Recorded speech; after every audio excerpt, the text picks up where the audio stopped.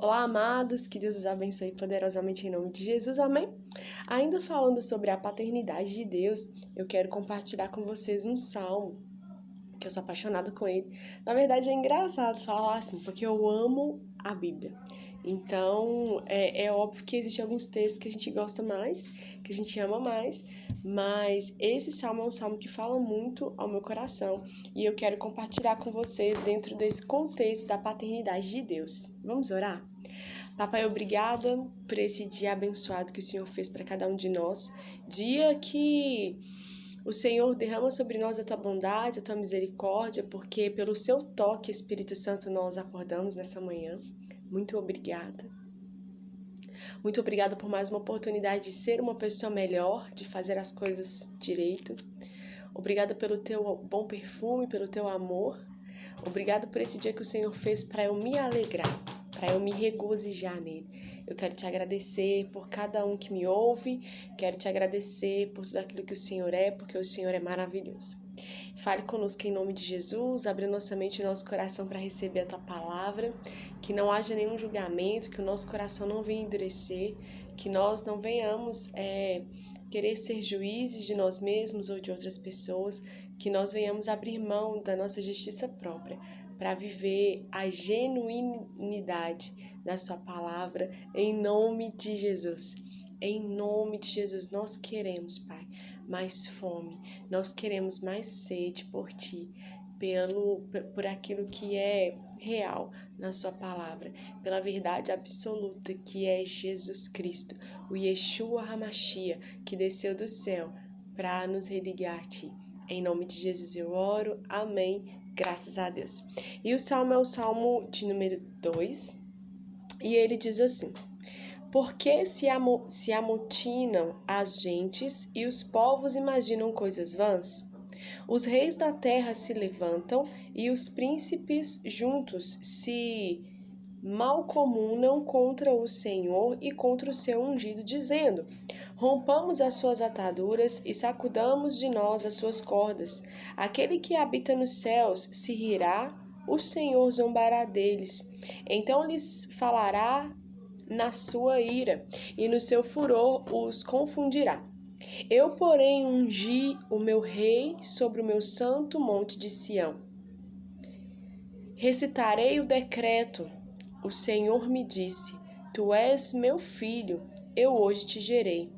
Pede-me e eu te darei as nações por herança, e os fins da terra por tua possessão. Tu os esmigalharás com uma vara de ferro. Tu os despedaçarás como a um vaso de olheiro. Agora, pois, ó reis, sede prudentes, deixai-vos instruir, juízes da terra. Servi ao Senhor com temor e alegrai-vos com tremor. Beijai o filho, para que se não ire, e pereçais no caminho, quando em breve se inflamar a sua ira. Bem-aventurados todos aqueles que nele confiam. Sabe o que a palavra está falando acerca de Jesus?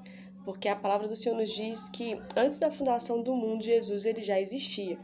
Ele já era um plano de Deus para ser entregue à morte de cruz. Ele já era um plano de Deus para vir como o segundo Adão. Aquele que viria viabilizar a redenção, a salvação e restaurar a ruptura da aliança que infelizmente aconteceu ali no Éden por conta da desobediência. E nós vamos ver que esse salmo faz menção a Jesus, só que ele também faz menção a nós, porque como nós falamos no vídeo anterior, ou no primeiro vídeo, eu não me recordo, antes ele era o unigênito do Pai. Só que depois ele tornou-se o primogênito, o primeiro, porque nós somos religados a Deus e nós também somos filhos de Deus, assim como Cristo é. E é interessante porque a palavra aqui nos diz que o filho ele tem direito. O filho ele tem direitos para com o pai ali, junto com o pai. E aqui o pai está dizendo, então, filho, pede-me que eu te dou. Só que não é pedir qualquer coisa, não são pedidos idiotas, é pedir com propósito. É o filho que conhece tanto o coração do pai, que ele vai fazer petições conforme o querer do coração do pai. Pede-me que eu te dou as nações por herança. Sabe que nós, como filhos, nós precisamos conhecer o Pai. Nós precisamos conhecer o coração e a mente do Pai, para que nós venhamos fazer orações de petição de uma forma que a nossa petição vai ser atendida, porque nós vamos estar pedindo de acordo com o querer do coração do nosso Pai. E a palavra do Senhor nos diz em Tiago, no Novo Testamento, que muitas vezes nós não recebemos porque nós não sabemos pedir. Pedimos mal, pedimos para o nosso próprio deleite, para aquilo que é só para a gente, né? Para o nosso próprio ventre. E se nós queremos então sucesso mediante aquilo que nós colocamos diante do Senhor, nós precisamos então agora compreender que nós temos que ter uma intimidade com esse Pai. Nós precisamos conhecer o coração desse Pai, a mente desse Pai. E o Espírito Santo é aquele que vai ser o nosso ajudador. Ele vai ser aquele que vai ser o nosso conselheiro. Ele é aquele que consegue discernir a mente e o coração do nosso Pai. Na verdade, ele é o único que pode fazer isso. Então, eu amo esse salmo porque ele fala sobre autoridade. Ele fala sobre o Senhor deliberar autoridade. Ele ungir o seu filho para fazer algo glorioso, para fazer algo de governo, porque foi para isso que o Senhor também nos gerou, para nós ocuparmos posição de governo, posição de domínio, posição de liderança, mas não é domínio sobre pessoas, não, é sobre situações, é sobre territórios. É nós tomarmos posse de quem nós somos em Deus e compreender que essa terra é nossa. Ela não é de Satanás, não é dos demônios, não é dos seus cooperadores, essa terra é nossa. E cabe a nós assumirmos a nossa posição de filhos e assumirmos a nossa posição de governo, porque todos nós somos filhos. Só que, como eu havia falado da outra vez, alguns já têm essa consciência, outros não têm essa consciência, e alguns têm essa consciência, mas tanto faz, tanto fez para ele, e outros não, outros tomam posse disso e entendem o que isso realmente significa de fato e verdade.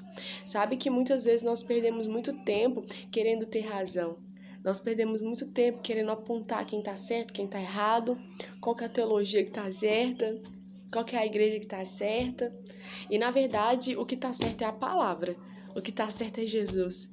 O que está certo é aquilo que já está escrito. É aquilo que o Espírito Santo nos discerne através das Escrituras. A minha opinião, a sua opinião é titica de galinha diante da verdade das Escrituras.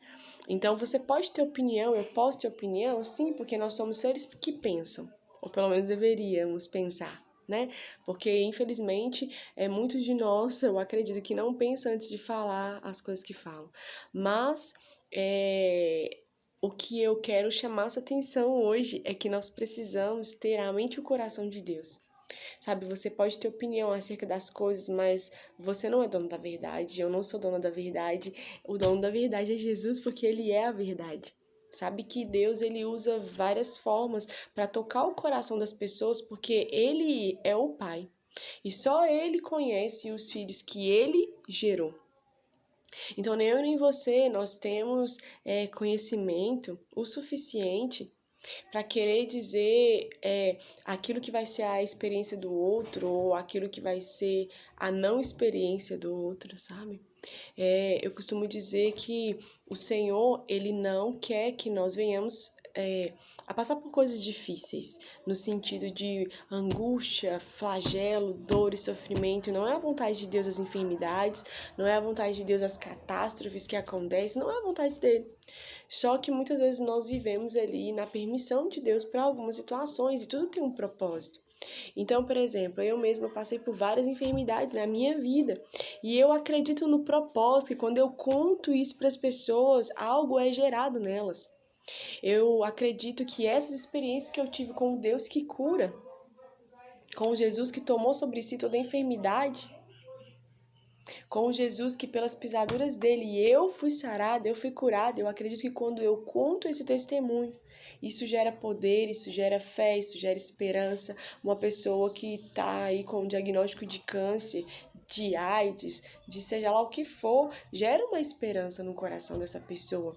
E foi gerada em mim a autoridade para expulsar todo espírito de enfermidade, a autoridade para expulsar toda doença, seja ela física ou espiritual. Então, a gente precisa tomar muito cuidado com as coisas que nós falamos, porque muitas vezes nós queremos pegar as nossas experiências e criar uma doutrina, ou pegar aquilo que a gente não teve de experiência e falar que aquilo não existe porque eu não vivi aquilo, mas se o outro viveu, então é mentira dele. Nós precisamos vigiar, cara, aquilo que a gente fala. Você pode até pensar, mas vigia o que você vai pôr pra fora. Principalmente se você for aí um líder, se você for uma pessoa, um formador de opiniões, né? Uma pessoa que as pessoas têm ali como um exemplo. Nós precisamos vigiar o que nós falamos, porque nós servimos a um Deus que ele é uma multiforme graça e ele não é uma receita de bolo. Então nós precisamos vigiar. Eu, particularmente, assim, hoje eu consigo ficar calada. Mas antes eu arrumava muita briga. Porque quando eu ouvia algumas asneiras, eu não conseguia ficar calada, eu contestava. Só que o Espírito Santo me ensinou que nem tudo é para ser contestado, sabe? É melhor ter paz do que ter razão. E eu aprendi a levar para o Senhor, sabe? Aquelas pessoas que acham que são donos da verdade.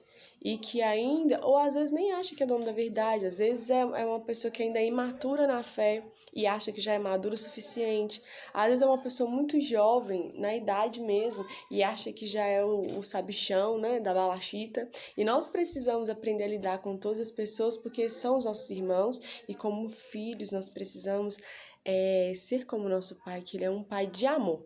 Ele é um pai de justiça, mas ele é um pai que nos ama. Né? E muitas vezes Deus ele faz vista grossa para as coisas que a gente fala, porque a gente fala muito asneira. Então, por que que eu também não vou fazer a mesma coisa que o meu pai faz, né? Então, tudo que eu vejo o meu pai fazer, eu tenho que fazer também. O meu pai, Deus, amém? Porque ele é perfeito, tudo que ele faz é bom. Tudo que ele faz é certo, porque ele não erra. Não tem pecado nele, ele é santo. E quando eu vejo as pessoas falando algumas coisas, principalmente em relação à experiência pessoal de outras pessoas, eu fico mordida, sabe?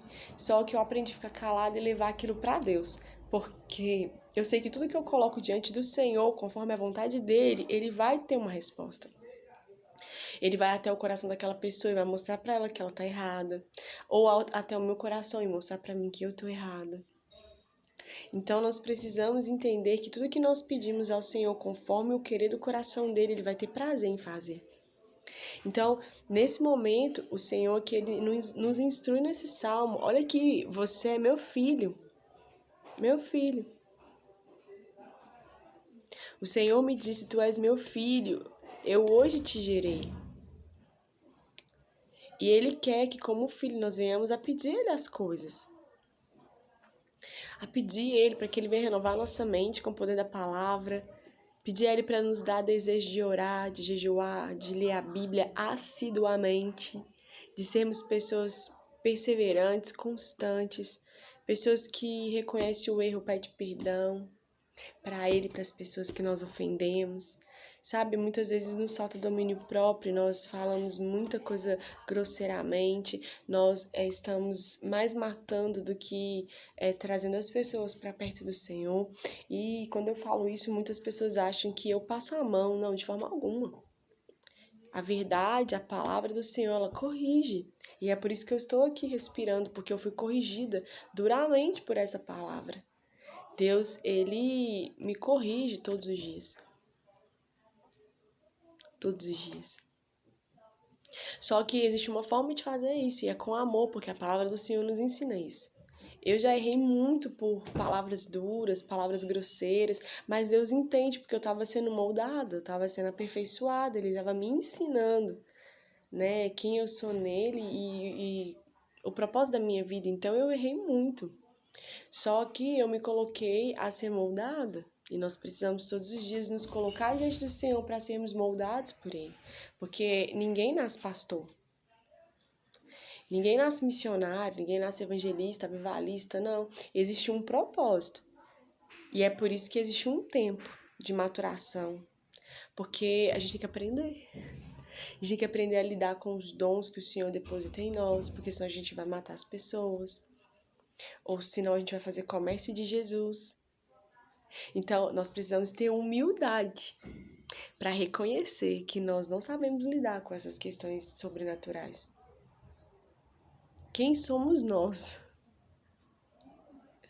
E nós precisamos nos colocar a aprender. E aí só depois de aprender, ensinar. Se você tem esse ministério de ensino, de mestre. É claro que compartilhar o amor de Jesus você pode. Se você o conhece, você deve fazê-lo. E aí nós precisamos aprender a beijar o filho. Esse beijo representa intimidade, sabe? Representa amor. Representa reverência também. Representa desejo de aproximação. É por isso que eu gosto muito de abraçar e beijar as pessoas. Por quê? Para que elas se sintam especiais, para que elas se sintam importantes, para que elas vejam que o desejo do meu coração é trazê-las para perto de mim. E o desejo da minha alma é estar realmente dentro do coração delas, para que ali haja um trabalhar de cura, de libertação, e para que elas vejam que eu sou exatamente como elas. Exatamente como elas. Em mim não tem nada de bom. Se tirar Jesus daqui, sobra um lixinho. Se tirar o Espírito Santo daqui, sobra nada. Pode me enterrar. E quando a palavra fala aqui no verso 12, beijai o filho para que se não ire e pereçais no caminho, quando em breve se inflamar a sua ira. Sabe o que a palavra está nos dizendo aqui? Que Jesus, ele é a salvação providenciada para todos nós. E quando eu beijo o filho, porque o filho aqui está com F maiúsculo, então faz menção a Cristo, da mesma forma que no verso 7 também faz menção a Cristo, o F está maiúsculo, mas quando eu beijo o filho de Deus, eu estou mostrando que eu tenho intimidade com ele. Eu estou mostrando que ainda que eu falhe, ainda que eu erre, ainda que eu peque, porque é um processo, eu desejo ser amiga dele. Eu desejo tomar o meu lugar de irmã dele, de filha amada também. Eu desejo fazer as mesmas coisas que o meu irmão mais velho faz, que é agradar o coração do meu pai, que é obedecer ao meu pai. E aí, quando brevemente se inflamar a ira de quem? De Deus, eu sou resguardada. Por quê? Porque bem-aventurados são todos aqueles que nele confiam. Sabe que quando eu beijo a face de Cristo, eu estou dizendo que eu confio nele. Que pode acontecer o que for. Eu sei que eu não estou sozinha. Eu sei que eu tenho em quem eu posso confiar. E o que nos falta é isso. Nós muitas vezes colocamos a nossa confiança em todo mundo, menos nele. Muitas vezes nós queremos beijar a face de geral. E até outros lugares, né? Mas não queremos beijar a face do amado. Daquele que tem que ser o desejado das nações. E esse salmo, ele fala acerca da rebelião das gentes e a vitória do Messias. A rebelião dos povos e a vitória de Jesus. Porque ele é o Messias, ele é o Emanuel, o leão da tribo de Judá, o Yeshua HaMashiach.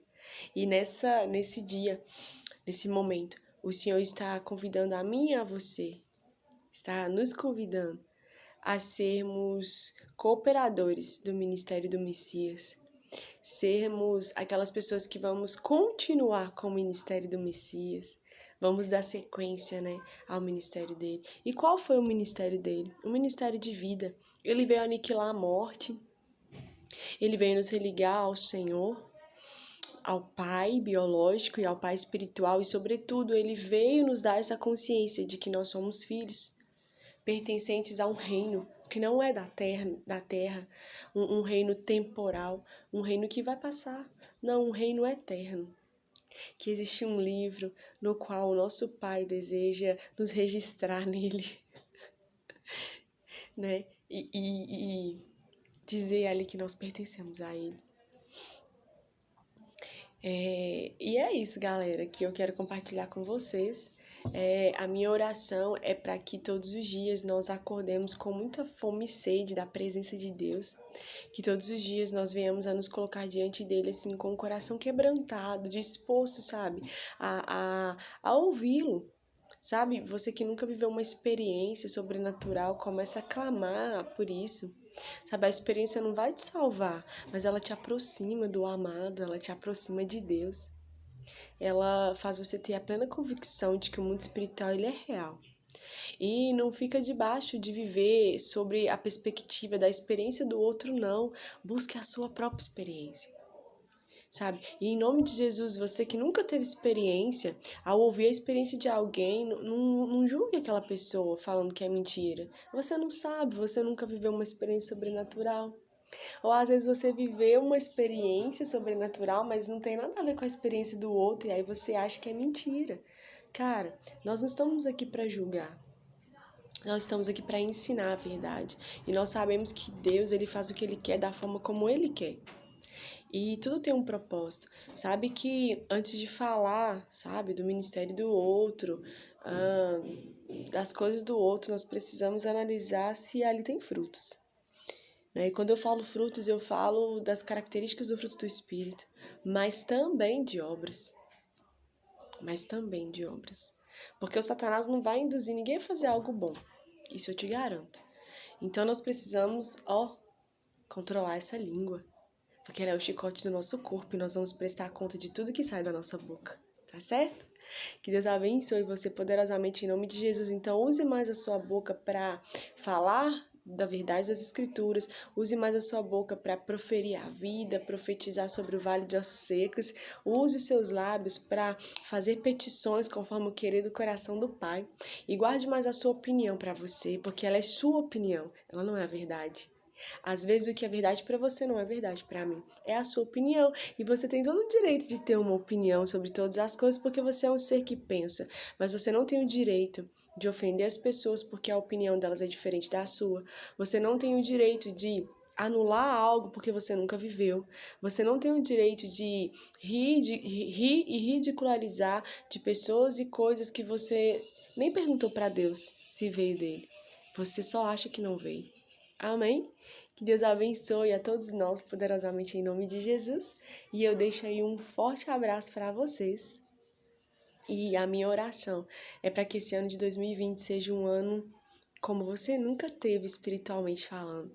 Que seja um ano assim que você tenha muita vontade de tocar o sobrenatural, porque faz toda a diferença. Que seja um ano que você tenha muita vontade de se encontrar em Deus, de saber a razão pela qual você existe, de ter uma vida intencional, uma vida com propósito. E enquanto eu falo assim, o Espírito Santo, ele vai ministrando algumas coisas na minha mente e eu não vou deixar de falar, eu vou falar. Aquiete seu coração em nome de Jesus, principalmente para as questões emocionais. Cara, casamento é top, é legal, mas não é a prioridade é Jesus. Sabe, a prioridade é a salvação, a prioridade é você ser feliz sozinho, e quando eu falo sozinho é com ele, com a sua família, com seus amigos. Cara, tenha planos, projetos, tenha sonhos, vai estudar, vai investir em você, porque um homem de Deus, uma mulher de Deus, ele não vai aliançar a vida dele com uma pessoa que não tem um propósito de vida, com uma pessoa que não tem uma vida intencional, com uma pessoa que não gosta dela, que não estuda, que não trabalha, sabe, que não busca mais o conhecimento de Deus. Seja uma mulher interessante, seja um homem interessante, sabe, aquilo que você deseja que o outro seja, seja você também. Porque nós atraímos aquilo que nós somos, de verdade. Então, viva esse momento, viva esse tempo. Existe tempo para todas as coisas, então tira a ansiedade do seu coração, tira o foco, né? Dessas coisas. Eu costumo dizer que quando a gente quer muito uma coisa, a gente faz daquilo tipo um Deus. A gente acaba praticando a idolatria e nem percebe. Então tira um pouco o foco, sabe? Apresenta para Deus a sua petição, conforme o querer do coração dele, e descansa nele, cara. Sabe, você pode orar todos os dias por aquilo, mas depois levanta e vai viver sua vida. Vai rir, vai brincar, vai estudar, vai trabalhar, vai sair com seus amigos, vai fazer a obra, vai fazer a vida de alguém diferente. Porque enquanto você vai e trabalha, Deus trabalha para você. E a palavra do Senhor nos diz que as bênçãos vão nos alcançar. Então descansa. Se valorize, sabe? Se valorize. E você, moça, queira ser encontrada, achada, né? Porque a palavra do Senhor nos diz que o homem que encontra uma esposa, uau, é como se ele tivesse encontrado assim o maior de todos os tesouros. Então, não é para você sair procurando um esposo, é para você ser encontrada por ele. E enquanto você não é encontrada por ele, vai se preparando, vai se capacitando, vai buscando do Senhor, né? Como ser uma esposa exemplar, uma esposa edificadora, vai aprendendo aos pés de Jesus, sabe? E você, rapaz, não é pelo fato de que o homem que vai encontrar que é pra você sair atirando pra todos os lados, né? Aqui é também no teu coração, porque Deus não é Deus de confusão, e ele sinaliza as coisas pra gente. E você que já encontrou, né, a pessoa, e às vezes ainda não é o tempo de consolidar aquela situação, descansa seu coração também. Eu sei que não é fácil, porque uma coisa é você não ter ninguém em vista, aí você fica de boaça. Outra coisa é quando você encontra alguém que você fala, uau, é não pra todos, mas pra esse aí é sim. E aí a gente fica, naquela agonia. Não é fácil, mas o Espírito Santo é o nosso ajudador, ele é nosso escape. Então vai orar, coloca diante dele, né? Porque se ainda não é o tempo, é porque tem coisas a serem trabalhadas na sua vida, na vida da pessoa. Amém? E é isso. Agora pode terminar, né, papai? Porque eu tava falando aqui o tempo todo, Deus falando pra mim falar isso. Então que Deus abençoe vocês poderosamente em nome de Jesus. Amém, ó. Um beijão.